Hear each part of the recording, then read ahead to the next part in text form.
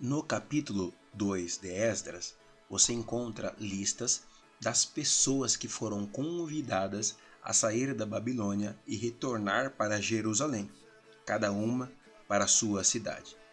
Elas vieram com Zorobabel, Jesua, Neemias, Seraías, entre outros. A lista é organizada por famílias e a quantidade descrita reflete uma realidade de cálculos exatos, demonstrando um cuidado muito grande com a numeração. Isso é diferente de outros textos ou genealogias bíblicas que muitas vezes apresentam números arredondados.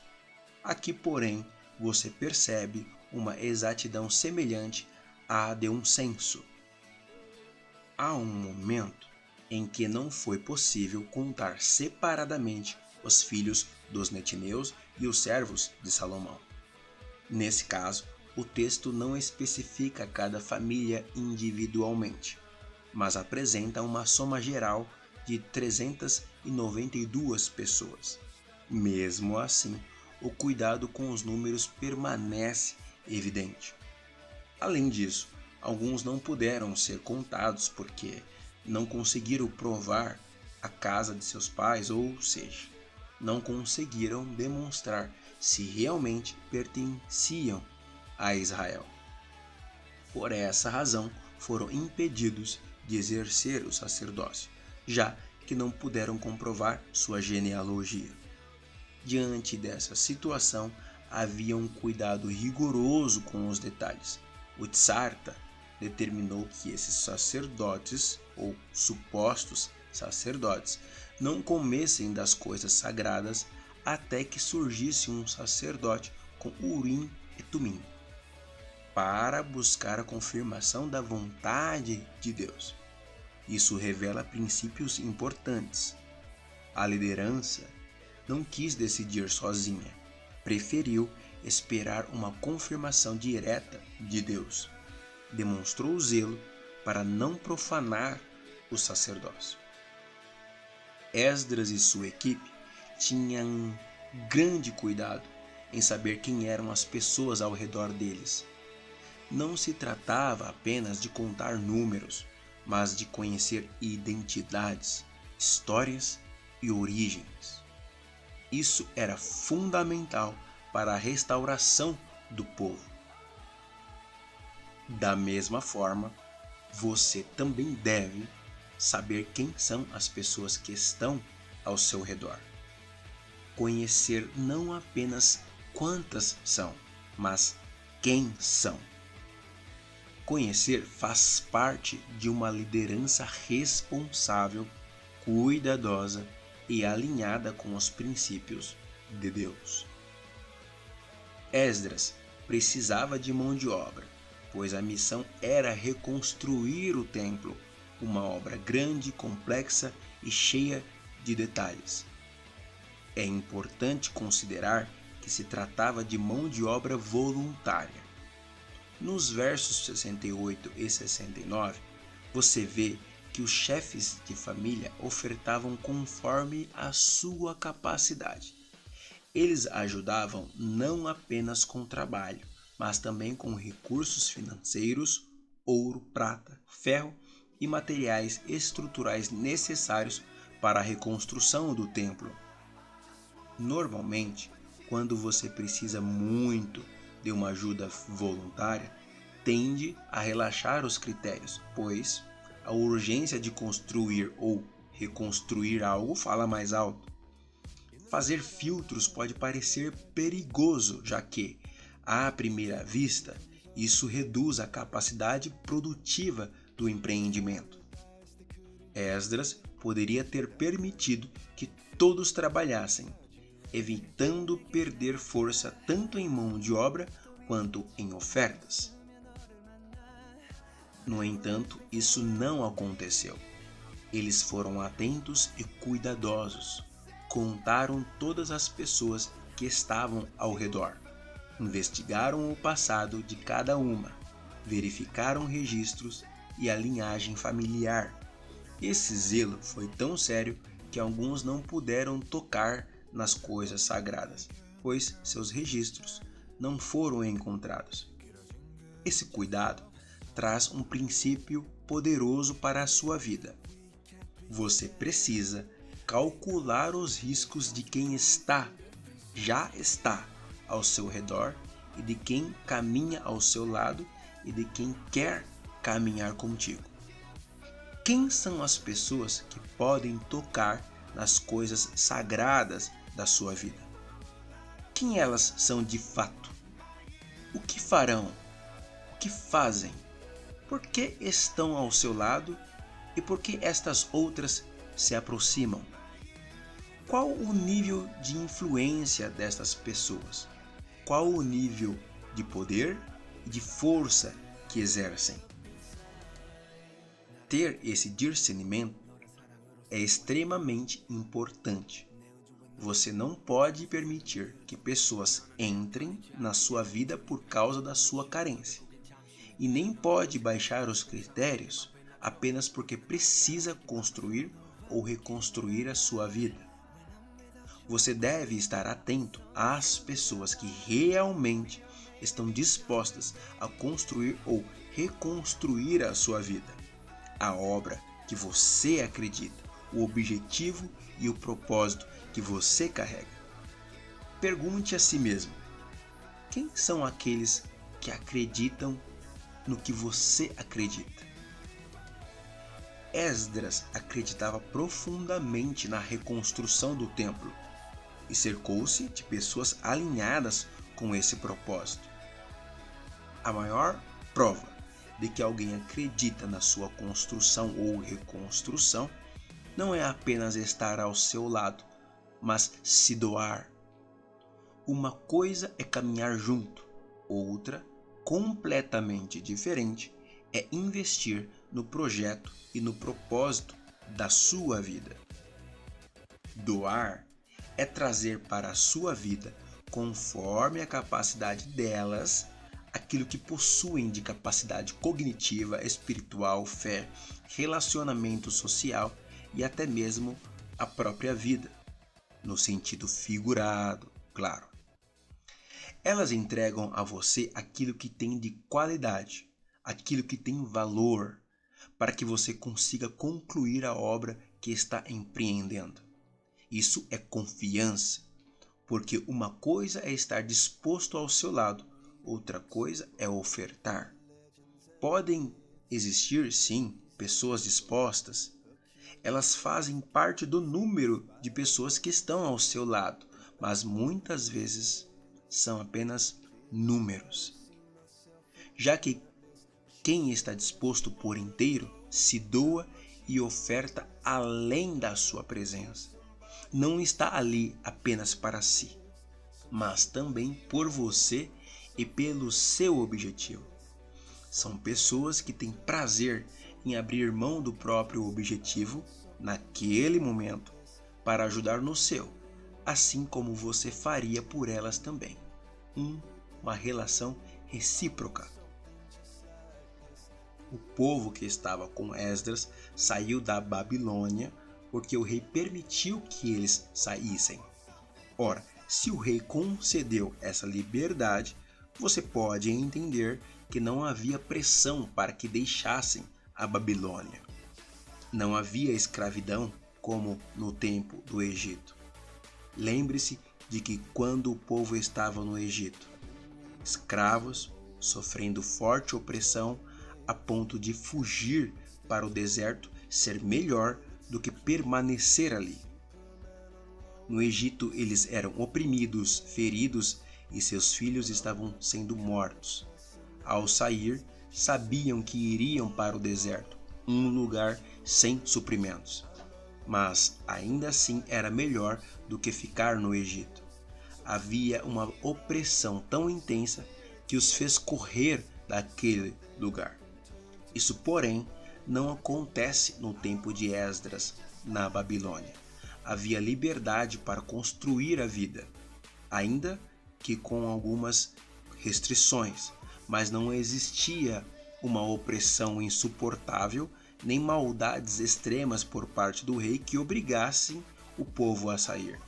Mesmo assim, milhares de pessoas escolheram ir com Esdras. Eles foram movidos pelo sonho de Esdras, compraram a sua ideia, deixaram um lugar estruturado para ir a um lugar destruído. Não saíram de um lugar ruim para um lugar bom. Saíram de um lugar mediano para um lugar pior. Você deve entender este ponto. Quem está ao seu lado consegue regredir com você e por você? As pessoas que se aproximam de você conseguem viver um padrão menor ao seu lado se for necessário? Se hoje você passar por um momento de vulnerabilidade, essas pessoas continuarão ao seu lado? Lembre-se de Jó. Quando ele entrou em uma situação extremamente difícil, muitas pessoas o abandonaram. As que permaneceram ao seu lado foram justamente as que o criticaram. Ainda assim, Jó orou por elas e Deus mudou completamente a sua história, dando-lhe o dobro de tudo o que havia perdido. Isso ensina que mesmo que você não tenha ninguém disposto a caminhar com você, Deus fará o que precisa ser feito por você. Ele dará o que tem para você. Observe que essas pessoas foram com Esdras pela causa de Esdras. O sonho era de Esdras, o movimento era de Esdras. Foi ele quem encabeçou tudo. Da mesma forma, na sua vida é você quem lidera. Por isso, siga em direção ao seu objetivo, à sua meta, ao seu sonho e à promessa que Deus fez na sua vida. Convide pessoas para caminhar com você. Algumas irão apenas para fazer número e outras não durarão por muito tempo ao seu lado. Algumas estarão presentes, mas sem compromisso real. Outras, porém, irão além, doarão aquilo que têm para contribuir com você. Essas pessoas você deve valorizar. Ao mesmo tempo, tenha cuidado. Não deixe pessoas que você não conhece, cuja essência você não consegue discernir, cuja origem você não entende, de onde vieram, o que são, o que pensam, pessoas cujo coração você não consegue identificar. São incógnitas. Não permita que elas toquem no que é sagrado, na sua alma, nos seus sentimentos, na sua vida, na sua pureza e na sua essência. Não deixe. Esdras e sua equipe não permitiram que pessoas sem identificação tocassem nas coisas sagradas. Eles as impediram de atuar. Da mesma forma, impeça, mensure, calcule, seja minucioso, conte, analise o que cada um tem a oferecer, sem ser interesseiro, mas com discernimento. Observe que é interessante no texto de Esdras 2. Em vários versos são citados os nomes das famílias e em seguida a contagem de pessoas. Veja, por exemplo, a família de Netofa, apenas 56 pessoas saíram da Babilônia para ajudar na reconstrução do templo. Isso mostra que a capacidade laborativa dessa família era pequena quando comparada a outras mais numerosas. Por outro lado, os filhos de Asgade contavam com 1.256 pessoas disponíveis para o trabalho. Era uma família muito mais numerosa e, consequentemente, mais colaborativa em termos de mão de obra. E assim é na sua vida. Há pessoas que colaboram mais e pessoas que colaboram menos. Mas o importante é que colaboram.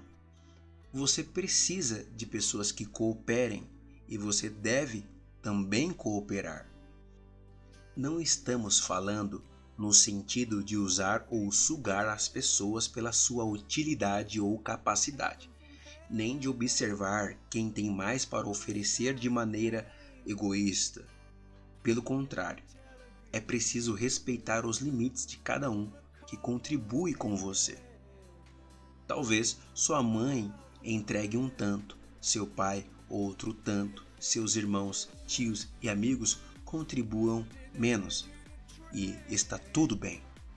Se você transformar esses números de Esdras em porcentagens, pode dizer que alguém consegue colaborar apenas 56%, enquanto o outro contribui 1.256%, como no caso da família de Asgad.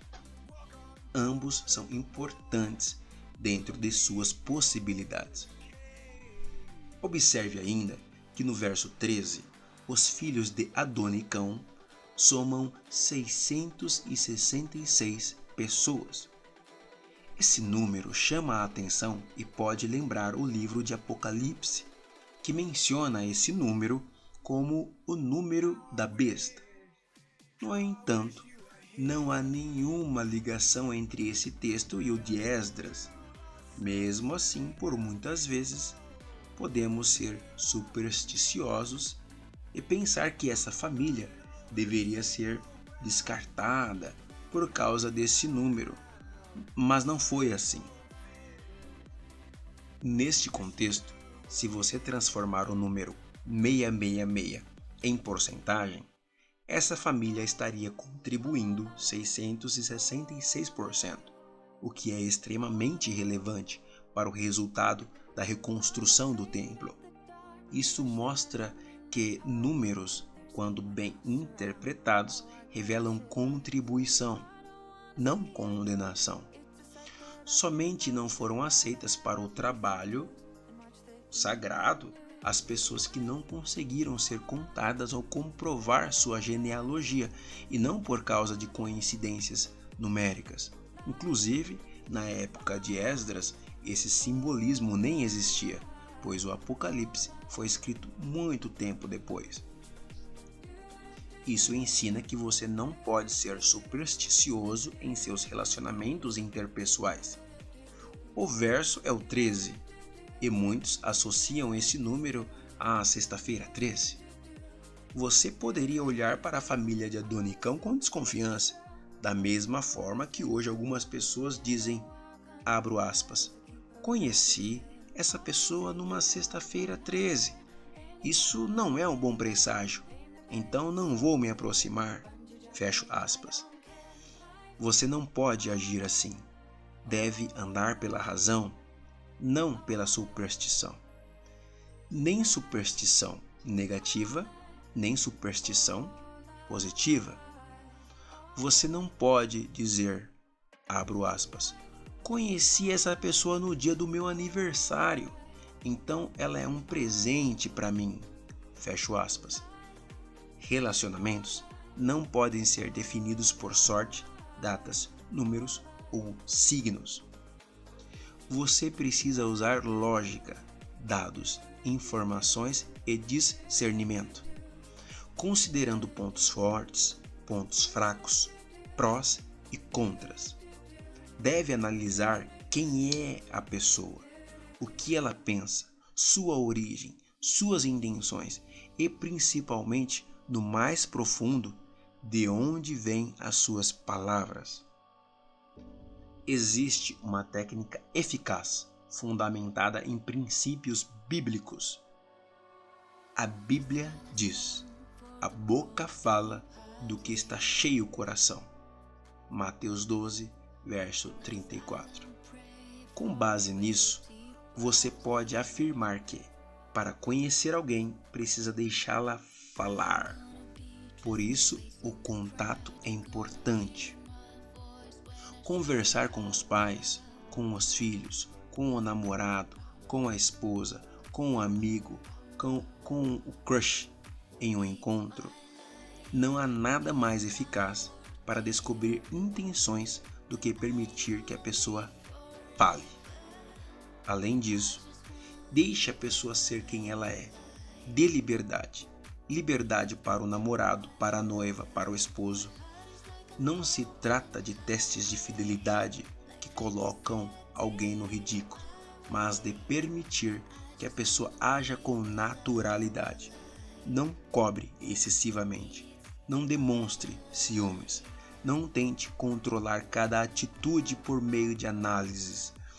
Quando há liberdade, a pessoa revela quem realmente é. No início, não corrija imediatamente. Quando o filho, a esposa, o marido, o namorado ou a noiva dizem algo que não é bom, não corte de imediato. Às vezes, aquilo é apenas a ponta do iceberg. Se o filho fala um palavrão e você corrige na hora, ele aprende a se proteger e a se camuflar. Mas se você observa, ele pode se sentir à vontade e revelar comportamentos mais profundos, agressividade, más companhias, hábitos errados, e assim você consegue identificar a origem do problema. Quando você corrige cedo demais, a pessoa passa a modular o comportamento, porque sabe que está sendo observada. Isso dificulta descobrir a raiz do mal. Mas quando há liberdade, a pessoa age conforme o que carrega dentro de si, e então você descobre quem ela é de verdade.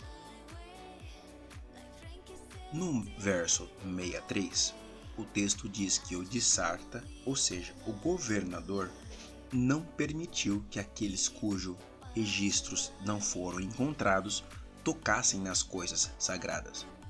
Eles foram impedidos de participar até que se levantasse um sacerdote com Urim e Tumim. Isso ensina algo importante. Existem relacionamentos que não dá para sair de imediato, não dá para se afastar, mas devemos ou você deve permanecer nesse relacionamento até que algo sagrado aconteça, até que haja uma movimentação clara de Deus. Dê, enquanto isso, espaço de liberdade. Muitas vezes a própria pessoa, se não tiver boas intenções, se afastará, não suportará permanecer. Ela irá embora por conta própria, porque você permitiu que ela fosse quem realmente é. E ao se revelar, você ficará livre dessa pessoa, sem culpa, sem conflito e sem contaminação. Para finalizar, leio o verso 70. Abro aspas. Habitaram os sacerdotes e os levitas e alguns dos povos, tanto os cantores como os porteiros e os netineus, nas suas cidades. Todo o Israel nas suas cidades. Fecho aspas, Esdras 2, verso 70. Isso ensina que cada um deve estar no seu lugar, no seu quadrado. Sim, as pessoas podem colaborar, podem estar próximas, podem ajudar, mas cada um deve viver a sua vida própria. Não viva a vida de ninguém e não permita que ninguém viva a sua vida. A sua vida é sua. A responsabilidade é sua. Há pessoas que colaboram, ajudam? Sim, mas isso não lhes dá o direito de interferir na sua vida. Aquilo que é seu, o seu espaço é seu, a sua missão é sua, o seu entendimento é seu, a sua inteligência é sua. Se alguém demonstra inveja, então saia de perto dessa pessoa. Pessoas invejosas sempre querem entrar no seu espaço. Essa é a principal característica do invejoso. Ele quer estar no seu lugar, quer ser você, quer morar na casa que você mora, quer a esposa ou o esposo que você tem, quer o namorado, crush, a noiva que você quer? Quer a sua posição na empresa? Quer viver a felicidade que você vive? A inveja alcança até detalhes. Inveja o seu sorriso, a sua força de trabalho, a sua estrutura de vida, a sua feminilidade, a sua paz. Não permita, não deixe, cada um no seu quadrado. Deus abençoe.